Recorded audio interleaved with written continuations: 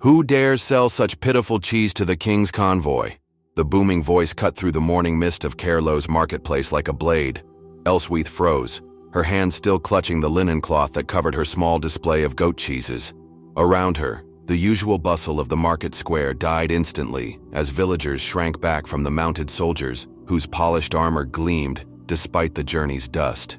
Standing before her stall was a man draped in expensive furs, his fingers adorned with gold rings that caught the weak sunlight as he pointed accusingly at her wares. Lord Alric, the king's tax collector, a man whose visits to the outlying villages always left mothers hiding their daughters and farmers burying their grain. "These are honest cheeses, my lord," Elswyth replied, her voice steadier than her heart. At 23, the daughter of a blind healer with no father to claim her, she'd learned long ago that showing fear only invited greater cruelty. Made with clean hands and blessed milk. A ripple of nervous laughter spread through the gathering crowd, quickly silenced by Alric's glare. With deliberate slowness, he picked up one of her small wheels, sniffed it with exaggerated disgust, and let it fall to the ground where it split open in the mud. "The king's escort deserves better than a blind witch's bastard's offerings," he sneered, loud enough for all to hear. "Perhaps your mother's sight was punishment for laying with demons." Elswyth's cheeks burned, but she bit her tongue. Winter approached, and every copper coin mattered if her mother was to survive until spring. She could not afford pride. "Pick it up," Alric commanded, "with your mouth, like the goat you tend." The marketplace went deathly still. In the silence, Elswyth heard only the pounding of blood in her ears, and the soft, almost imperceptible footsteps of someone moving through the crowd behind her. "I believe," came a quiet voice, deep and measured, "that you've mistaken honest commerce for entertainment, my lord." A tall figure stepped between Elswyth and the mounted nobleman. He wore the rough woolen tunic of a farmer, mud caking his boots, and a worn leather jerkin that had seen too many seasons. His dark beard was untrimmed, his hands calloused and soil-stained. Yet something in his posture made even Lord Alric pause. "And who might you be, peasant?" Alric demanded, his hand drifting to the ornate dagger at his belt. "Just a man who knows the difference between power and cruelty," the stranger replied, kneeling to retrieve the fallen cheese. He wiped it carefully with his sleeve before placing 3 copper coins on Elswyth's table, far more than the cheese was worth. Alric's face darkened. "Move aside, or I'll have my men move you." The guards shifted, hands on sword hilts, but the stranger did not budge. Instead, he reached inside his tunic and withdrew a small object that he held up for only Alric to see. Whatever it was, the effect was immediate. The tax collector's face drained of color. "My deepest apologies for the misunderstanding," Alric stammered, suddenly sitting straighter in his saddle.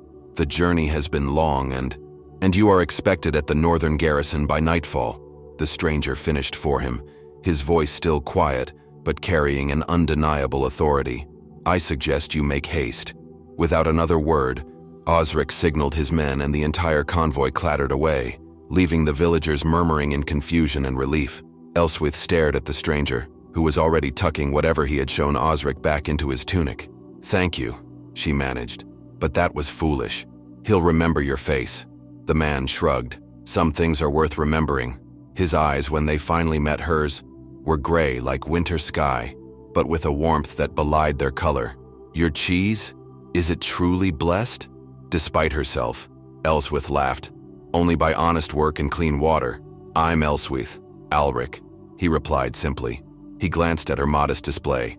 "If you have more, I'd like to buy it, all of it." She studied him suspiciously.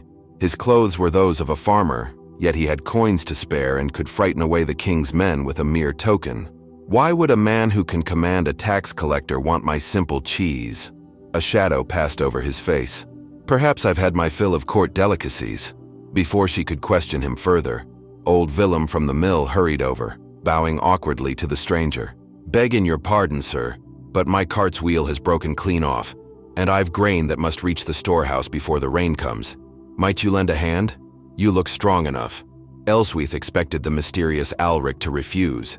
Men with coin rarely dirtied their hands with common labor, but to her surprise he nodded.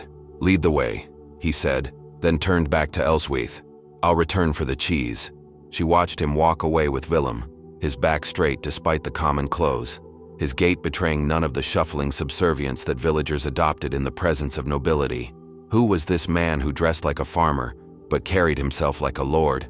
That evening, as she gathered her unsold goods at day's end, Alric reappeared, his hands now bearing fresh blisters from helping Willem with his cart.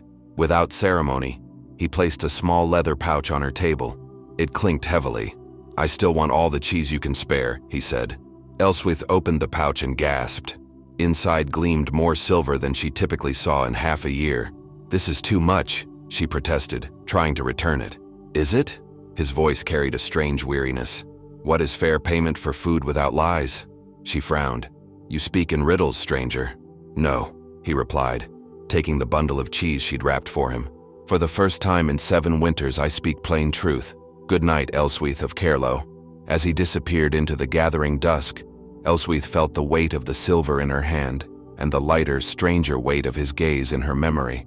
The mysterious Alric was more than he appeared, and in her experience secrets were rarely kind to those who discovered them. Yet as she made her way home to the small cottage where her mother waited, Elswyth found herself hoping he would return to the market tomorrow. This farmer who was clearly no farmer at all. Days melted into weeks as autumn tightened its grip on Caerlow. The mysterious Alric became a quiet fixture in village life, appearing at dawn to help the carpenter mend the chapel roof, spending afternoons clearing irrigation ditches alongside farmers, and evenings repairing tools by firelight. He spoke little of himself, deflecting questions with a skill that bordered on artistry. Yet his hands, too smooth beneath the fresh calluses, betrayed a life once removed from labor. Elswyth found herself watching him from the corner of her eye as she sold her cheeses and the herbal remedies her mother prepared. Unlike the village men who stared openly at her copper hair, Alric's gaze held something different. Recognition, perhaps, as though he saw beyond her worn apron and muddy boots. "Your stranger asks about you," her mother said one evening as they prepared supper in their small cottage. Though blind for 15 years, Gertrude's fingers moved with practiced precision, chopping herbs without hesitation. Elswyth nearly dropped the pot she was stirring. "He's not my stranger. And how would you know what he asks?" Gertrude's unseeing eyes crinkled with amusement. "The miller's wife tells me he inquired about your father." "My father?" Elswyth scoffed, ignoring the familiar ache the subject always brought. "A ghost not worth chasing, perhaps, but ghosts have their purposes." Her mother's voice softened. "He brings us firewood when you're at market." Elswyth stared. "Alric comes here? Why didn't you tell me?" "Would it have mattered?" Gertrude asked, her milky eyes somehow finding her daughter's face. "You've built walls higher than the king's castle, child." Before Elswyth could respond, a knock sounded at their door, 3 gentle taps that somehow carried urgency. She opened it to find Alric standing in the gathering darkness, rain glistening on his shoulders and something bundled carefully in his arms. "Forgive the intrusion," he said, his voice tight with concern. "I found her abandoned near the forest edge." He pulled back the rough cloth to reveal a tiny goat kid, trembling and barely breathing. "Her mother was killed by wolves," he explained. "I thought perhaps—" "Bring her to the hearth," Elswyth commanded, maternal instinct overriding her caution. "Mother, the warming herbs, the ones we use for newborns." As Gertrude felt her way to their stores of dried plants, Elswyth took the fragile creature from Alric's arms. Their fingers brushed, and she was surprised by their warmth despite the chill outside. For hours they worked together to save the small animal, Alric following Elswyth's instructions without hesitation, his large hands surprisingly gentle as they coaxed milk into the kid's mouth with a cloth wick. Midnight came and went before the tiny chest began to rise and fall with stronger breaths. "She'll live," Elswyth finally said, exhaustion softening her voice, "though she'll need tending through the night." "I'll stay," Alric offered without hesitation. "That wouldn't be proper," Gertrude interjected, though her tone carried no real objection. Alric's face remained impassive. "I've spent 7 years remembering what proper cost me. I'll sleep by the door if it eases your mind." Something in his words silenced further protest. As the night deepened, Elswyth found herself seated beside him on the packed earth floor, the sleeping kid cradled between them as the fire burned low. "You've done this before," she observed. "Saved something dying." His eyes reflected the ember glow. "Not often enough." "Were you a shepherd before coming to Caerlow?" A ghost of a smile touched his lips, in a manner of speaking. Irritation flared within her. "Do you answer any question directly? Ask me something worth answering honestly," he challenged quietly. Elswyth studied his face, the proud line of his jaw at odds with his humble attire, the faint scar near his temple that spoke of violence, the shadows behind his eyes that hinted at losses she couldn't name. "Why are you hiding among us?" she asked finally. Silence stretched between them, broken only by the crackling hearth and her mother's soft snores from the bed in the corner. "Because here," he said at last, "when people look at me, they see only what I do, not what I own." His calloused fingers gently stroked the kid's small head. "It's restful." "Restful," Elswyth repeated incredulously. "You work from dawn until dusk, harder than most born to it. There are different kinds of weariness," he replied. "The body's exhaustion brings honest sleep. The court's exhaustion." He trailed off, seeming to catch himself. Elswyth's breath caught. "The court?" Alric's expression closed like a shuttered window. "A figure of speech." "It wasn't," she insisted, lowering her voice to avoid waking her mother. "Who are you really, Alric?" His eyes met hers, unflinching. "Someone who has forgotten how to be seen as merely human." Before she could press further, the kid stirred between them, bleeding weakly. The moment shattered as they both turned their attention to the animal. By morning, Elswyth awoke to find the kid nursing eagerly from a moistened cloth. Alric sat cross-legged on the floor, having maintained his vigil through the night. Sunlight streaming through the cottage's single window caught in his dark hair, revealing threads of silver she hadn't noticed before. "You should have woken me," she chided, embarrassed to have slept while he worked. "You needed rest," he said simply, then added with unexpected lightness, "Besides, I've named her already." "Oh?" Elswyth raised an eyebrow. "And what would a mysterious wanderer name a goat?" His eyes crinkled slightly. "Hope." The word hung between them, weightier than its single syllable should allow. In the corner, Gertrude busied herself with her herbs, smiling knowingly though she said nothing. 3 days later, the autumn fair arrived in Caerlow, bringing merchants from across the kingdom. The village transformed overnight. Banners hung from every post. Makeshift stalls crowded the commons, and nobles' carriages rolled through streets more accustomed to hay carts and sheep. Elswyth secured a prime position for her cheeses, which had gained popularity since rumor spread that the stranger favored them. As she arranged her display, a shadow fell across her table. "Make way for Lady Rowena of House Blackthorn," announced a stern-faced guard in gleaming armor. Behind him stood a woman whose elegance made Elswyth acutely aware of her own patched dress and work-roughened hands. The noblewoman surveyed the marketplace with practiced disinterest, until her gaze fell on Alric, who was helping an elderly woman carry her pottery to a nearby stall. Lady Rowena's composed features transformed with shock. "It cannot be," she whispered, loud enough for only Elswyth and her guards to hear. Elswyth watched the color drain from Alric's face as he noticed the noblewoman. For a moment he stood frozen, then bowed his head in a gesture of resignation. "My lady," he acknowledged, his voice suddenly formal, his posture straightening into something altogether different from the man who had sat on her cottage floor, cradling a newborn goat. Lady Rowena's painted lips curved into a predatory smile. "Duke Alric," she replied, loud enough for nearby villagers to hear. "How rustic you've become." The marketplace fell silent as every eye turned toward the man they'd known only as a helpful stranger. Elswyth felt the ground shift beneath her feet as the truth crashed over her. Duke Alric of Velador, second only to the king himself, disguised as a common laborer in her village, in her home. The betrayal stung worse than she could have imagined. When his eyes sought hers across the crowded square, Elswyth turned away, her hands trembling as she gathered her cheeses. She did not look back to see the anguish on his face, nor hear the whispers that rippled through Caerlow like wildfire. Duke Alric had walked among them, and nothing would ever be the same again. The great hall of Velador Castle echoed with forced laughter and the clink of silver goblets. Tapestries depicting ancient battles hung between stone arches, while dozens of candles in iron chandeliers cast flickering light over the assembled nobility. At the high table, Duke Alric sat rigid in his carved chair, the weight of his ceremonial robes pressing down like armor. 3 weeks had passed since his identity had been revealed in Caerlow's marketplace.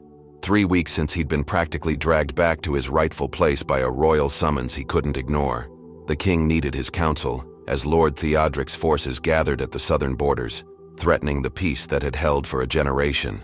"Your Grace," simpered Lady Rowena, seated at his right as protocol demanded of the highest-ranking unmarried noblewoman. "You've barely touched your wine. Does the vintage not please you?" Alric regarded her with cool detachment. "I find my thirst has changed in recent months." "Indeed." Her painted lips curved in a knowing smile. "Simple tastes for simple pleasures. Though I must say, goat cheese seems a peculiar fascination for a man of your position." Nearby courtiers tittered behind jeweled hands. The story of his self-imposed exile among peasants had become the court's favorite amusement. "Sometimes, Lady Rowena," he replied evenly. "The simplest foods carry the truest flavors." "And the simplest women?" she asked, her voice honeyed poison. "Do they offer truer affections than those born to nobility?" Alric's knuckles whitened around his goblet. Before he could respond, the court herald's staff struck the stone floor 3 times. "Presenting petitioners from the village of Caerlau."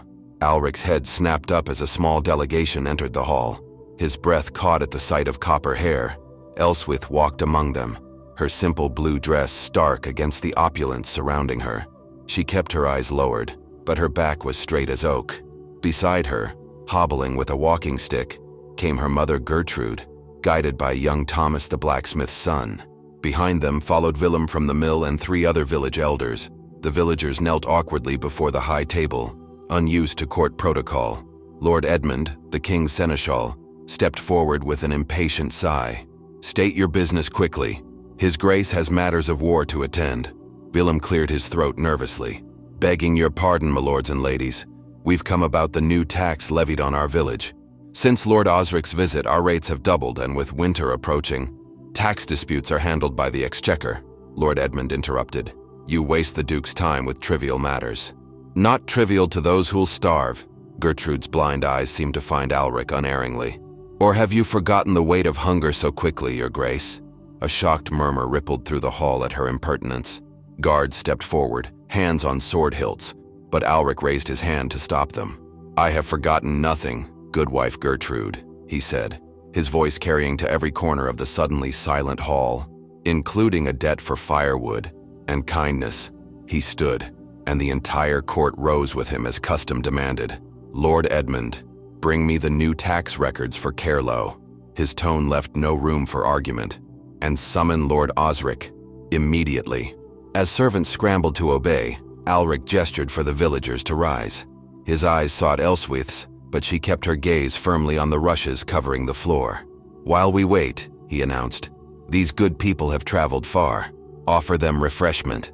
Servants hurried forward with trays of food and drink, but the villagers hesitated, intimidated by the fine silver and crystal. Alric watched as Elswyth finally accepted a goblet, her fingers trembling slightly as they brushed against the unfamiliar metal. Lady Rowena leaned close to his ear. "How charming. The cheesemaker looks like a child holding her mother's jewels." Something cold and dangerous flashed in Alric's eyes. "Be careful, my lady. I've killed men for less insulting words." Before she could respond, Lord Osric was escorted into the hall, his usual arrogance dimmed by obvious nervousness. He bowed deeply before the high table. "Your Grace, you summoned me." Alric studied the tax collector, remembering their encounter in the marketplace. "Lord Osric, explain why Caerlau's taxes have doubled when no such increase was authorized by my seal." Osric paled. A simple adjustment to reflect recent prosperity, your grace." "Prosperity?" Alric's voice was dangerously soft. "When their mill wheel breaks for lack of funds to repair it properly, when their healer cannot afford medicines for winter sickness, the outer villages must contribute their fair share to the war effort." Osric protested, sweat beading on his brow. "I visited every home in Caerlau during my stay," Alric replied. "I know precisely what they can bear." He reached for the tax ledger Lord Edmund had brought. "And I know embezzlement when I see it." Osric dropped to his knees. "Your Grace, I can explain. Save your explanations for the king's justice." Alric's command was ice. "Guards, escort Lord Osric to the cells until his accounts can be examined." As the disgraced tax collector was dragged away, the court watched in stunned silence. No one had seen the Duke exercise his authority so decisively since before his wife's death 7 years ago. Alric turned back to the villagers. "The incorrect tax has been rescinded.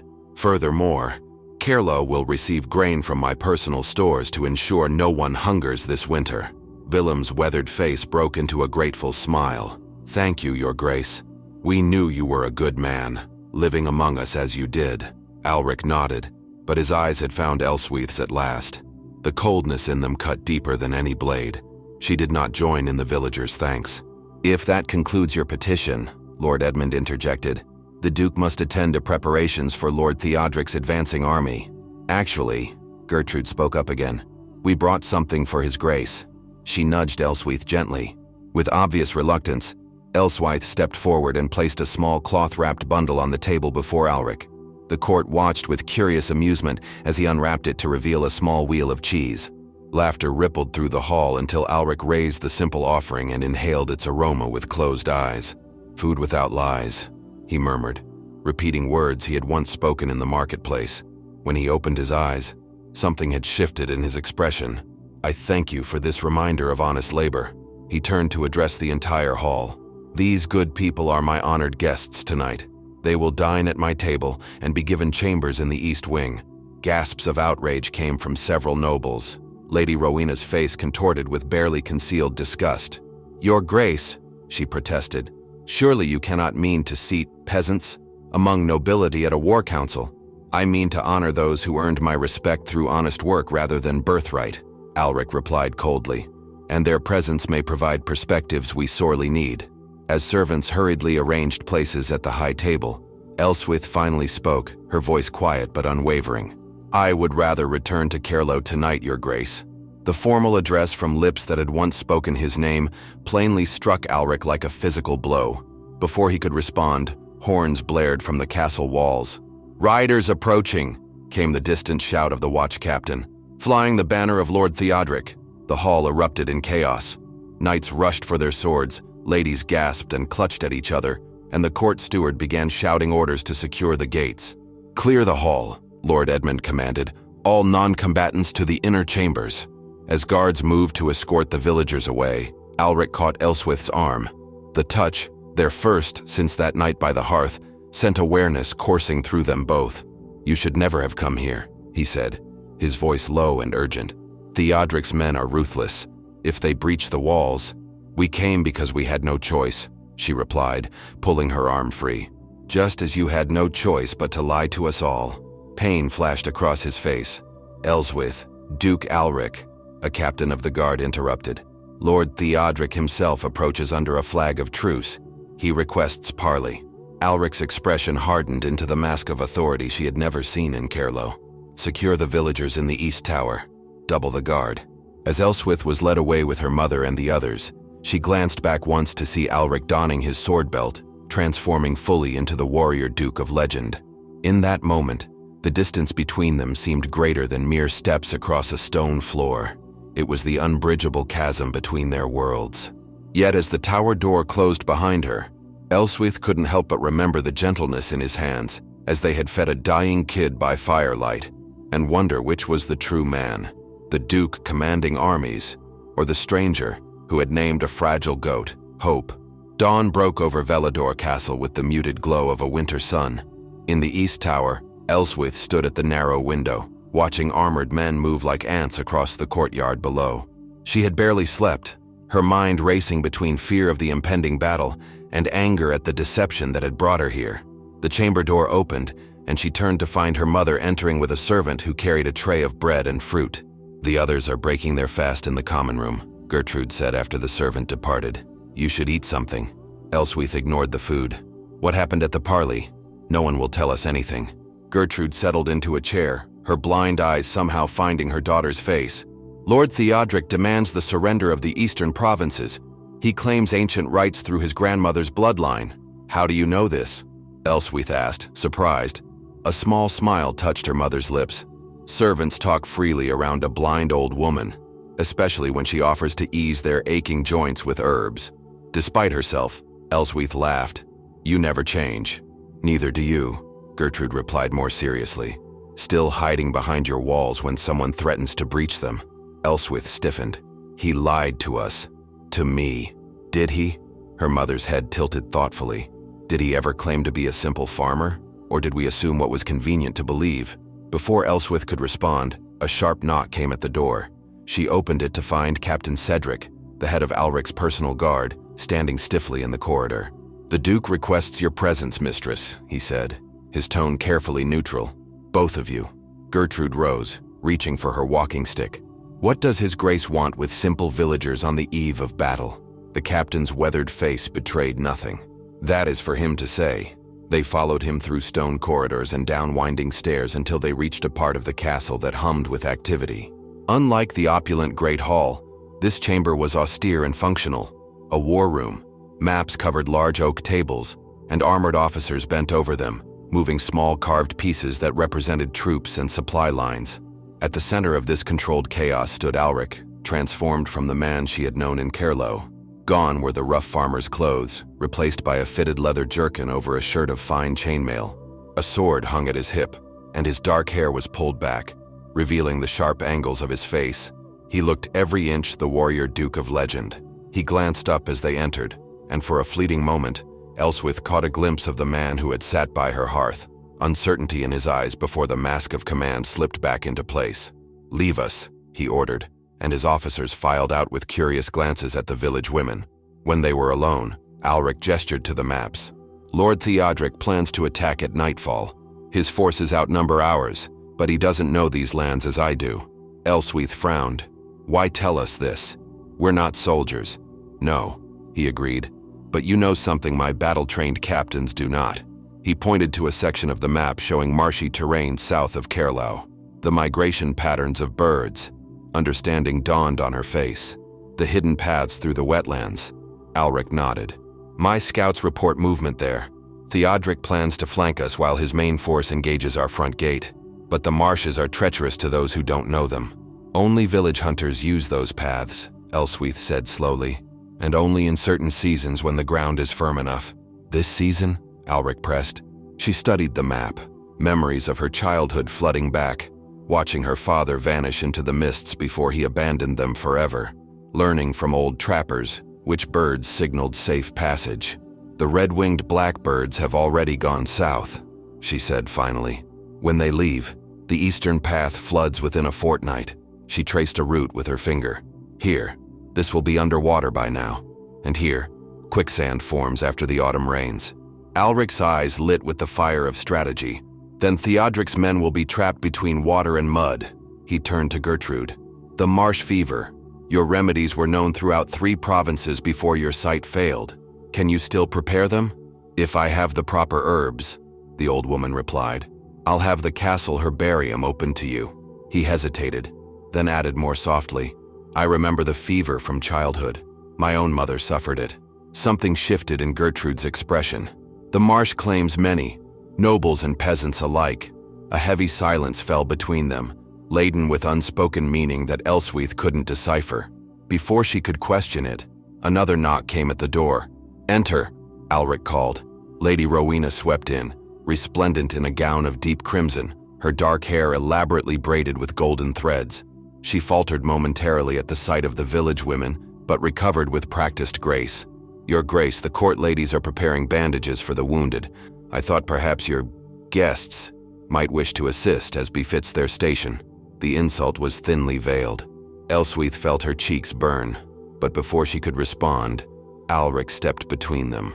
"Lady Rowena, I value your dedication to the wounded. Perhaps you might better serve by organizing the evacuation of non-combatants to the North Tower." The noblewoman's painted smile hardened. "Surely a task for stewards, not a daughter of House Blackthorn." "A task for someone who cares more for lives than station," Alric replied evenly, "as you've often claimed to do." Fury flashed in Rowena's eyes, quickly masked. "As you wish, Your Grace." She dipped into a perfect curtsy before gliding from the room, the scent of expensive perfume lingering in her wake. "She hopes to be your Duchess," Gertrude observed bluntly once the door closed. Alric's mouth tightened. Many harbor such ambitions. Few understand their cost. "And what is that cost?" Elswyth asked, unable to keep the edge from her voice. His eyes met hers, stripped of pretense. "Truth, the one thing I found in Caerlow that has been absent from my life since Marianne died." The mention of his dead wife hung in the air between them. Elswyth had heard whispers among the servants. The beloved Duchess, poisoned at her own table 7 years ago. Her killer never found despite the Duke's relentless hunt for justice. "Your wife," she said softly. That's why you left the court." Something like relief crossed his face at her understanding. After 7 years of false smiles and hidden daggers, I needed to remember what it meant to be merely human, to work honest labor, to earn respect through deeds rather than birthright. His voice dropped lower. "To be seen for myself, not my title. As you were in Caerlo," Gertrude finished for him, "until Lady Rowena revealed me." Bitterness colored his words. A horn blasted from the watchtower, cutting their conversation short. Captain Cedric burst through the door without knocking. "Your Grace, Theodric's forces are moving. They advance earlier than expected." Alric transformed instantly, the vulnerable man vanishing behind the commander's mask. "Sound the alarm. Get these women to safety." "No," Elswyth said firmly. "I can help." She pointed to the map. "I know exactly where the marsh paths lie. Your men don't. And I must prepare the fever remedies," Gertrude added. "The battle will bring injuries beyond sword wounds if men flounder in those waters." Alric studied them both, conflict evident in his face. "It's too dangerous."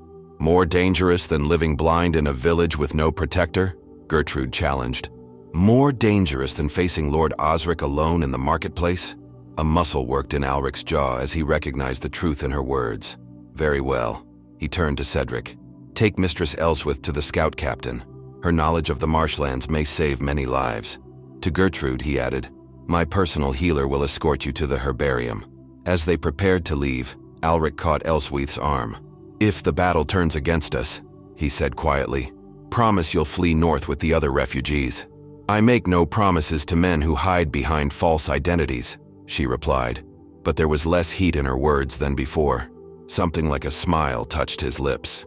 "Then I stand revealed before you, Elswyth of Caerlo, no longer hidden, no longer lying."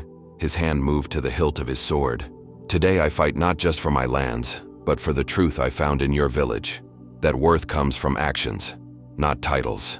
For the first time since his identity had been revealed, Elswyth truly looked at him, beyond the Duke, beyond the deception, to the man who had cradled a dying kid through the night and named it Hope. "Try not to die, Alric of Velador," she said softly. "I still haven't decided whether to forgive you." The ghost of his real smile, the one she had rarely seen in Caerlo, flickered across his face. "Then I shall endeavor to survive, until you do."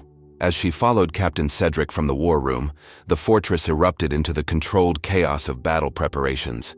Knights donned armor, archers strung bows, and servants scurried with messages between towers. From the highest window of the east tower, Elswyth later watched as Alric rode out at the head of his forces, sunlight glinting off his armor. Below in the courtyard, Lady Rowena stood with other noble ladies, a handkerchief raised in salute. But it was not toward the highborn women that Alric turned in his saddle for one last glance. His eyes sought the east tower, where a simple cheesemaker stood watching, her copper hair catching fire in the morning light. And in that moment, with war looming on the horizon, Elswyth realized that the distance between their worlds had already begun to narrow. One truth, one choice at a time, blood and mud. The stench of both filled Elswyth's nostrils as she moved among the wounded in the castle's great hall, now transformed into a makeshift infirmary. Night had fallen, bringing with it the screams of injured men and the hushed prayers of those tending them. 3 days of battle had left their mark on everyone. Elswyth's hands were raw from grinding herbs and wringing bandages, her simple blue dress now stained dark with substances she tried not to identify. Yet she worked tirelessly alongside her mother, whose knowledge of healing herbs had earned her the respect of the castle physicians. "More yarrow paste," Gertrude instructed, her fingers probing a knight's wound with uncanny precision. "And bring the willow bark tincture for his fever." Elswyth hurried to obey, weaving between pallets crowded with broken men. Her information about the marsh paths had proven invaluable. Alric's forces had ambushed Theodric's flanking party, trapping them in the quicksand and murky waters exactly where she had predicted. But victory remained elusive as the main battle raged on at the castle gates. A commotion at the hall entrance made her look up. Knights in mud-splattered armor carried in a stretcher, their faces grim beneath their helmets. The crowd of healers parted as Captain Cedric barked orders.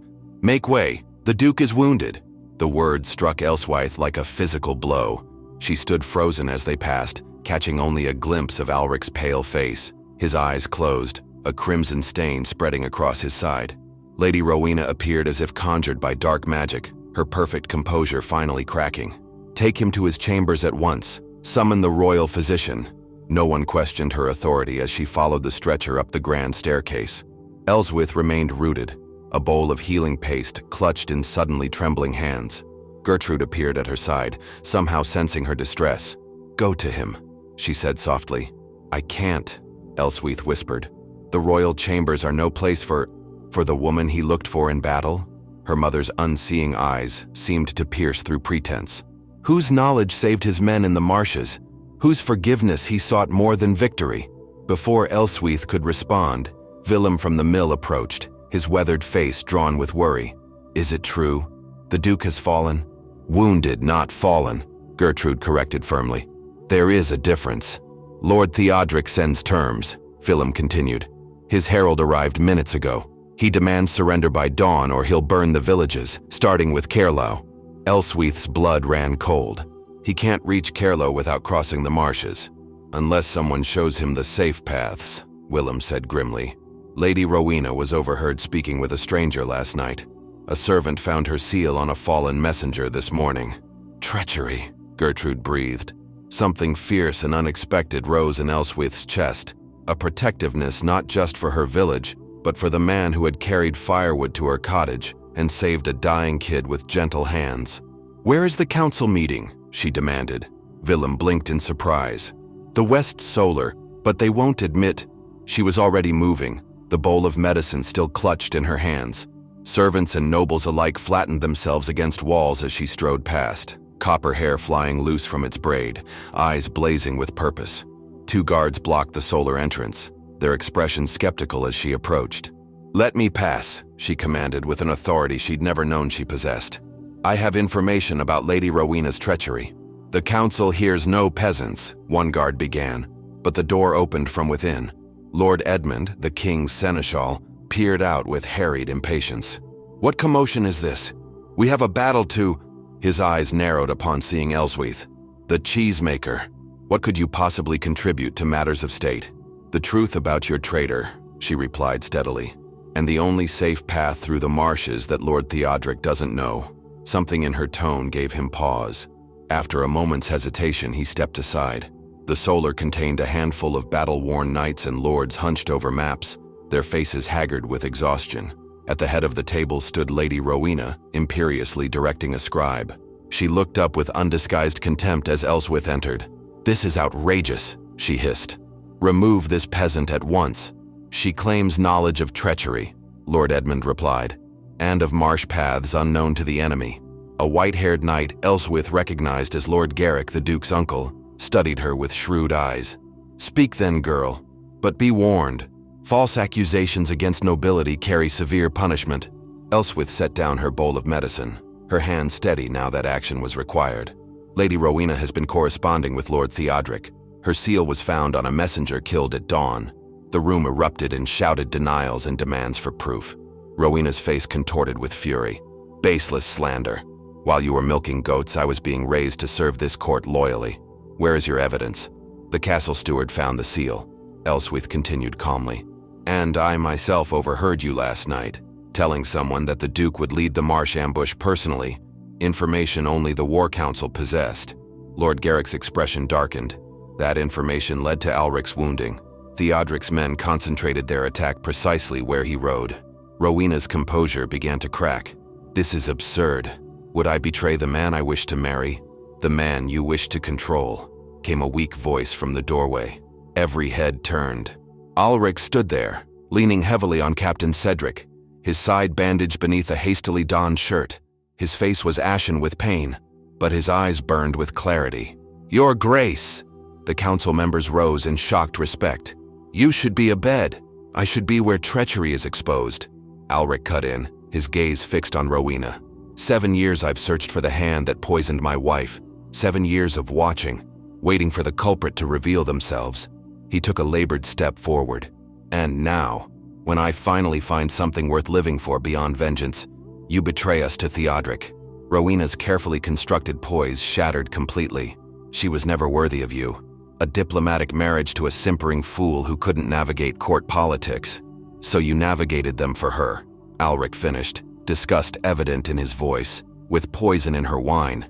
I did what was necessary for this court. For you. Rowena's voice rose hysterically. Theodric promised me Velador would remain mine to rule when he took the throne. We would have ruled together. Guards moved to seize her, but Alric raised his hand. Take her to the cells. Her fate will be decided after the battle, if there's a kingdom left to judge her. As Rowena was dragged away, still hurling accusations and threats, Alric's strength visibly faltered. Elswyth moved without thinking, ducking under his arm to support him opposite Captain Cedric. You should return to bed, she murmured. Not yet. With visible effort, he straightened. Theodric expects us weakened, confused by betrayal. We must strike now, while surprise is ours. His eyes found Elswyth's. You said there was a path he doesn't know? She nodded. The Nighthawk's Trail. It skirts the eastern edge of the marsh, visible only at certain tides when the moonflowers bloom. A slight smile touched her lips. My father showed me before he left us. It's how he smuggled goods past the king's tax collectors. A family tradition of defying authority, Alric observed with the ghost of humor. Lord Garrick cleared his throat. Can you guide men through this path? Tonight? Elswyth met his gaze steadily. I can, but I'll need 30 archers with arrows tipped in pitch and riders to follow. The council exchanged startled glances at her confidence, but Alric nodded. Give her what she needs. Your Grace, Lord Edmund protested. You cannot entrust our forces to the woman who has already saved half our army with her knowledge. Alric finished for him. I trust her with far more than my forces, Lord Edmund. The quiet declaration silenced the room. As the council hastily reformed their battle plans around Elswyth's information, she became acutely aware of Alric's weight against her side, the heat of fever beginning to radiate through his shirt. You need the yarrow paste and willow bark, she whispered. The wound festers. Later, he murmured back, after we've won. There will be no victory if you die of fever, she insisted. Let me tend it now while they prepare. Something in her tone brooked no argument. With a slight nod to Captain Cedric, Alric allowed himself to be led to a chair by the hearth. As the council continued their planning, Elswyth knelt beside him, gently pulling aside his bandages to reveal an ugly sword wound along his ribs. Not as dire as it appears, he said, watching her face. Liar, she replied without heat, applying the yarrow paste with practiced hands. You've made quite a habit of that. His fingers caught hers, stilling them against his skin. Not with you. Not anymore. Their eyes met, and the busy solar faded around them.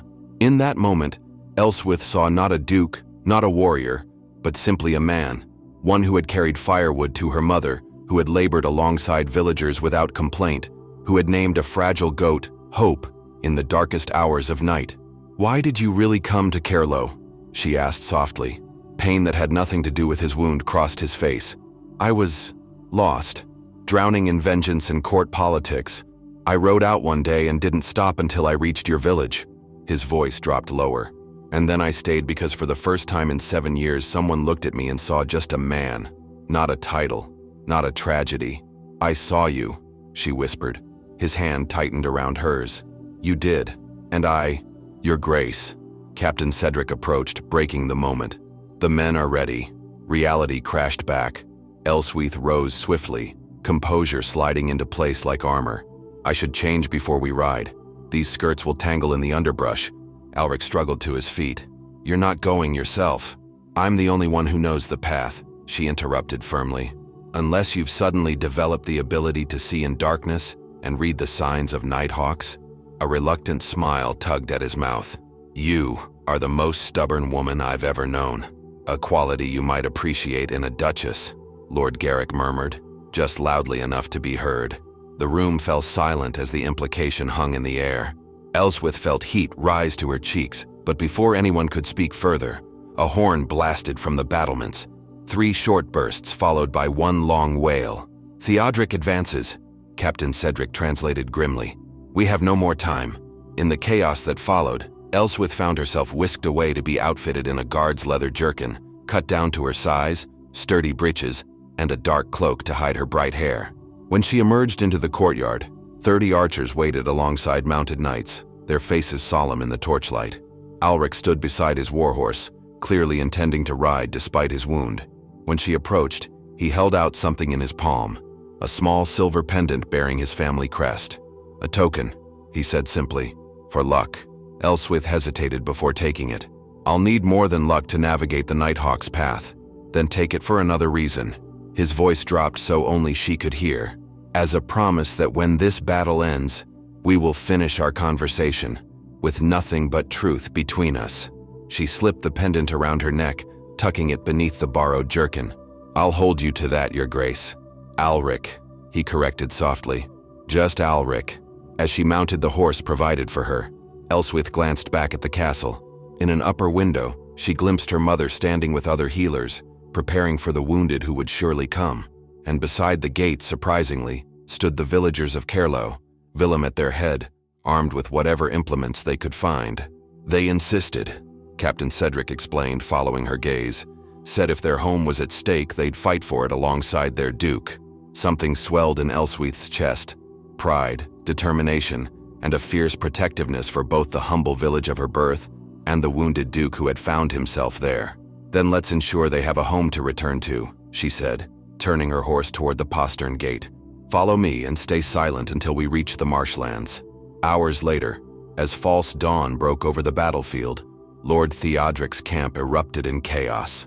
Attacked from an impossible direction, with pitch arrows raining fire upon their siege engines, the enemy forces found themselves caught between Alric's main army at the front and the smaller lethal force that had emerged from the supposedly impassable marshes. By midday, Lord Theodric himself knelt in surrender before the castle gates, his proud army scattered or captured.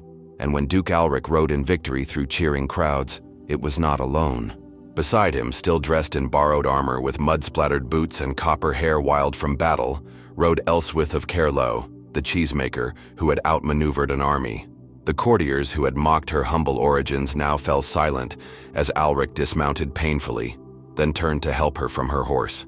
Before the assembled nobility, common folk, and captured enemies, he took her hand and raised it to his lips. The victory is yours, he said, loud enough for all to hear. As is my gratitude, and if you'll permit it, he hesitated, suddenly less the commanding duke and more the man who had sat by her hearth. My heart as well. A collective gasp rose from the crowd. Lady Rowena, being led to judgment under guard, let out a shriek of outrage that went ignored. Elswyth looked into Alric's eyes, seeing past the title to the man beneath, the one who had appeared in her village seeking truth, who had named a fragile kid Hope when his own had nearly died, who had remembered his humanity among simple folk when court life had nearly drowned it. I'm still a cheesemaker, she said quietly, with dirt under my nails and no knowledge of court protocol. And I'm still the man who carried firewood to your cottage, he replied. Titles and lands mean nothing compared to that truth. Slowly, deliberately, she removed the silver pendant from around her neck. The crowd held its breath, anticipating rejection, but instead of returning it, she placed it firmly around her own wrist, tying it securely with a strip of leather from her borrowed armor. Then I accept both your gratitude and your heart, she said, her voice carrying across the suddenly hushed courtyard. Though the former is unnecessary and the latter unexpected, joy transformed Alric's battle-worn face. With a tenderness that belied his warrior status, he drew her close and kissed her before the entire kingdom.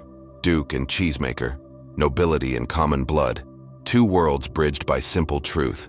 From the castle steps, Gertrude smiled, her blind eyes somehow finding the couple unerringly.